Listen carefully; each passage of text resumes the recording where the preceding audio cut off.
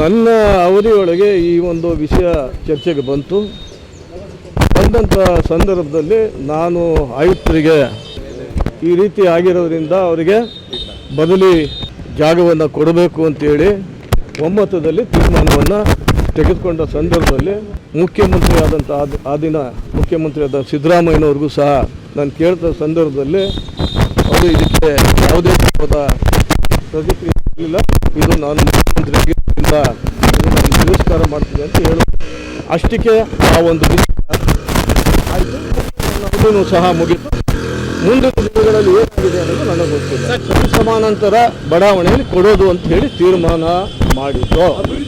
ಅದೇ ಅಭಿವೃದ್ಧಿಪಡಿಸಿರುವಂಥದ್ದು ಮೂಡಾದವರು ಅಕ್ವೈರ್ ಮಾಡ್ಕೊಂಡಿರೋದ್ರಿಂದ ಅದು ಪರಿಶೀಲನೆ ಮಾಡಿ ಅವರಿಗೆ ಸೂಕ್ತವಾದಂಥ ಸ್ಥಳದಲ್ಲಿ ಜಾಗವನ್ನು ಕೊಡಬೇಕು ಅಂತೇಳಿ ಆ ಒಂದು ಸಭೆಯಲ್ಲಿ ಒಮ್ಮತದ ತೀರ್ಮಾನವನ್ನು ತೆಗೆದುಕೊಂಡ ನಂತರ ಸಿದ್ದರಾಮಯ್ಯನವರ ಶ್ರೀಮತಿ ಪಾರ್ವತಿಯವರು ಅಂತ ಹೇಳಿ ಗೊತ್ತಾದ ನಂತರ ನಾನು ಮುಖ್ಯಮಂತ್ರಿಯವ್ರನ್ನ ಭೇಟಿ ಮಾಡಿ ಕೇಳಿದೆ.